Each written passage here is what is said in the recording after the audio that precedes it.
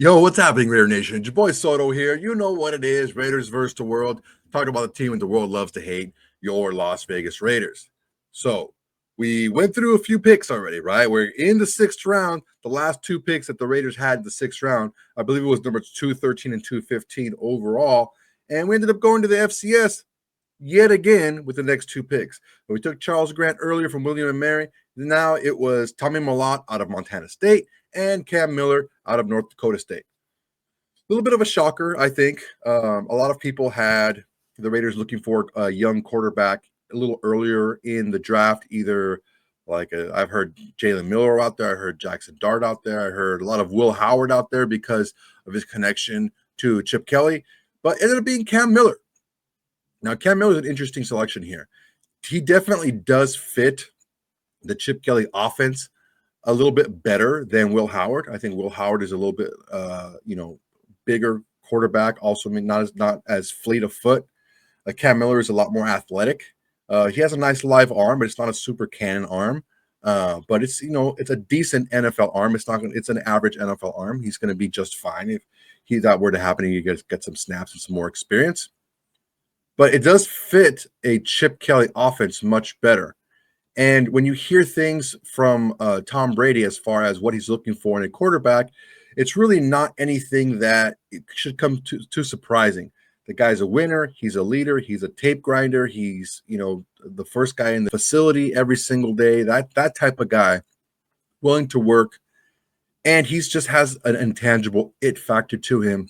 You can't win two national championships, even at the FCS level, if you don't have that as a starting quarterback. On top of that, you get a Tommy Malot, who is just I think this is going to be one of these sleeper picks of the draft. I know I've said that about Jack Besh. I know I said that about Dante Thornton. But this is a little bit different. Now, I said it during his video that I made of Tommy Malot that the Julian Edelman comparison is a little bit, I don't know, I wouldn't say lazy, but that's probably the best word. It's the most obvious one. But you take a look at the two guys. You got a guy that runs in the 4.3s, and Julian Edelman ran off like a 4.52 or something like that. Yeah, Tommy Malot is much faster. He's much quicker.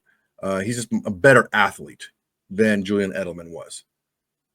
On top of that, he has a little bit of receiving skill already, and he had over 3,500. Tommy Malot had over 3,500 rushing yards in college.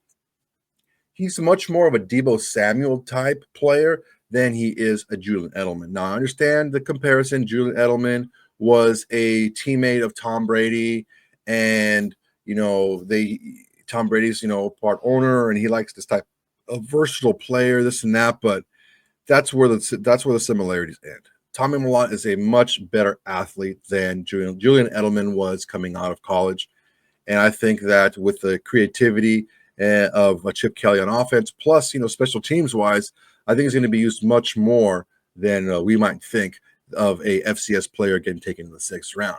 Now we're going to hear what Rhett Lewis and Bucky Brooks had to say about these two. But before we do, I want to make sure everyone please like, comment, and subscribe to this video. It's an excellent way to support the channel. It's absolutely free to do, and it's the bare minimum you can do to support the channel. Besides doing absolutely nothing, just watching the video. Okay, let's hear what Rhett and Bucky have to say.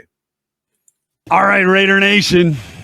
Welcome back. The finale of the Raiders NFL Draft Podcast is now off and running. And, man, I love this weekend, Bucky Brooks.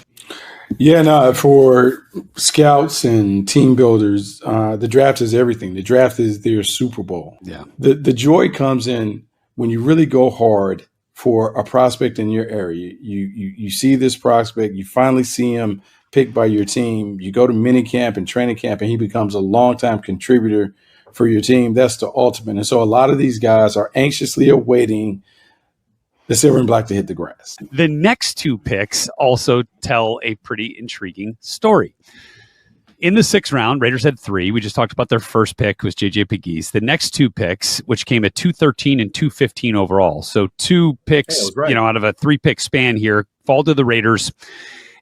And they end up being two FCS players. Not just two FCS players, but two FCS players who played against each other as quarterbacks for their respective teams in the FCS National Championship game. Tommy Malott for Montana State, and Cam Miller for North Dakota State. Obviously a perennial powerhouse in North Dakota State, won a bunch of national titles. Montana State's been up there as so well. Good. And I mean, I want to know who the scout was at the FCS national championship game. You know, he had a lot of sway, a lot of influence. Yeah, no kidding. And so this was kind of fun.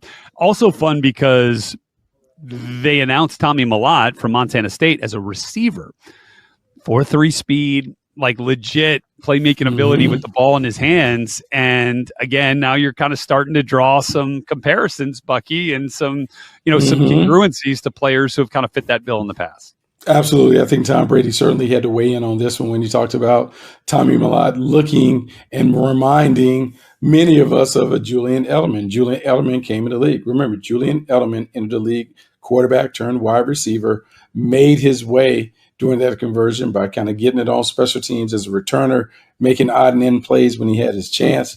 Tommy Malott has some intriguing qualities. You talk about one, he's fast. Two, he's special with the ball in his hands.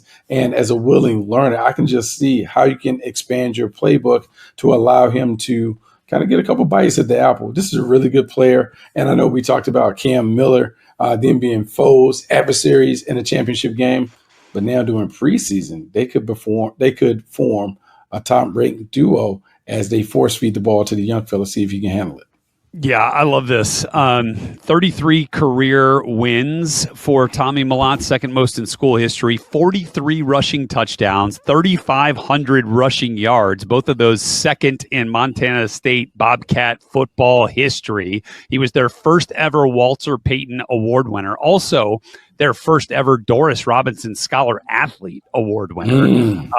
He has been incredible. And then, he's also had 53 passing touchdowns in his career and 5,800 passing yards. So I mentioned the passing part of that because Tom Brady has famously said that Julian Edelman couldn't throw. Like, he can't throw. He has no idea how he ended up as a quarterback at Kent State. He could not throw the football. He did on a couple of reverses that did actually end up being pretty damn successful. But I think Tommy Malott does give you a little bit there to warrant consideration in some of those gadget plays and some of those trick plays in the same way that Edelman was utilized. So I think that's kind of a fun way to look at this thing too. Okay, and then the next player, Cam Miller. This dude's been a stud for North Dakota State, like continuing in the long line of Bison quarterbacks who have been drafted into the league. Go back to Carson Wentz, Easton Stick, Trey Lance, right? And by the way, Trey Lance's brother was on that North Dakota State team this year. That was a receiver for Cam Miller. And so I love those little pieces of the story too. But you want a developmental quarterback. You remember John Spytek talking about, look, we've done our homework on these quarterbacks for a reason. So now you got Geno, you got Aiden, and now you got a developmental quarterback that's going to get plenty of reps in the preseason. It's going to have an opportunity to find his way into the league here. Yeah, he will have an opportunity to find his way into the league, and he enters the league 45-11 as a starter. Ball comes out quick, makes plays with defenders in his face, can make plays inside and outside the pocket. And the thing that really resonates with me when we talk about that winning pedigree and how much success they had when he was there, that becomes a part of you. And that becomes a part that can be infectious if you allow it to come out.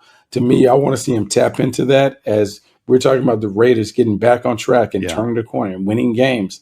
Some of those guys have to take quantum leaps when it comes to it. It'd be interesting to see if he's able to kind of provide some leadership from afar as he's in the quarterback room, just kind of learning how to play the game. Yeah, and then just like be a good piece of the quarterback room, right? Help the room, raise the level of play in the room, and you can do that in a support role. Yeah, so, okay. I'm not going to come down too hard on Bucky Brooks for this because it's kind of a national narrative, but he even said so himself. Tommy Malott and Julian Edelman are two different players. The only similarities are that they were college quarterbacks who now were drafted as wide receivers who are probably going to do a lot of damage early in their career in special teams and the whole Tom Brady connection. As far as players, they're different players altogether. Tommy Malott can actually throw the football, but he's also faster, much quicker, just better with the ball in his hands. I believe he's going to be a pretty dynamic player in the next couple of seasons, maybe even right away. Who knows, depending on how Chip Kelly uses him. But I'm really interested in the development of Tommy Malot because he has the opportunity to get on the field a lot sooner in the regular season than does Cam Miller. Because look, let's just be honest. If Cam Miller is playing in games in the regular season, something went horribly wrong. Now, if Tommy Malot plays, it's because something went terribly right. And I think that's something we need to look for as far as Tommy Malot's development as a receiver and potentially as a gadget player out of the backfield, a running back, something like that. But imagine you have two players like Ashton Genty and Tommy Malot in the backfield, and they can both run the ball. They can both catch the ball. They're both dynamic with the ball in their hands. Yeah, that could be pretty special. Now, as far as Cam Miller goes, you guys did a great job on watching the video that I did the tape breakdown of Cam Miller and some of his throws and some of his abilities athletically with the ball in his hands. And we have to take a look at here is just the fact that he does need to learn a little bit more about the offensive game as far as the pros go. And I don't think that he's going to be anything short of just a total bookworm when it comes to studying the offensive game. He's got good teachers in there, and there's Chip Kelly's in there, but also Aiden O'Connell is a good teammate. Geno Smith is a good teammate. They both have experience starting and winning games in the NFL. And if you have that ahead of you, and you have that type of ability that Cam Miller does, you're going to be able to absorb some of that and put that into your game. On top of that, the weapons that we have on this team are getting much better. The offensive line is getting fortified with younger talent. There's playmakers at every level of the offense.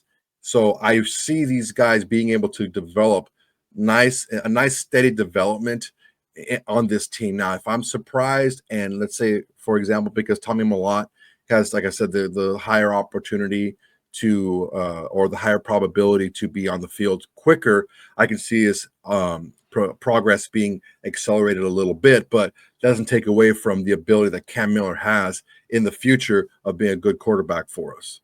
All right, guys, that's my time for today. Really appreciate you guys watching. Go ahead and like, comment, and subscribe to this video. It's an excellent way to support the channel. It's absolutely free to do, and it's the bare minimum you to support the channel besides doing absolutely nothing and just watching the video. You guys are killing it, man. I really appreciate you guys. You guys are getting the word out, and you guys are watching the videos and sharing, and that's great. I really appreciate you guys. I want you to, everybody, please tell your friends, tell your haters, tell your mamas, tell your baby mamas, tell everybody.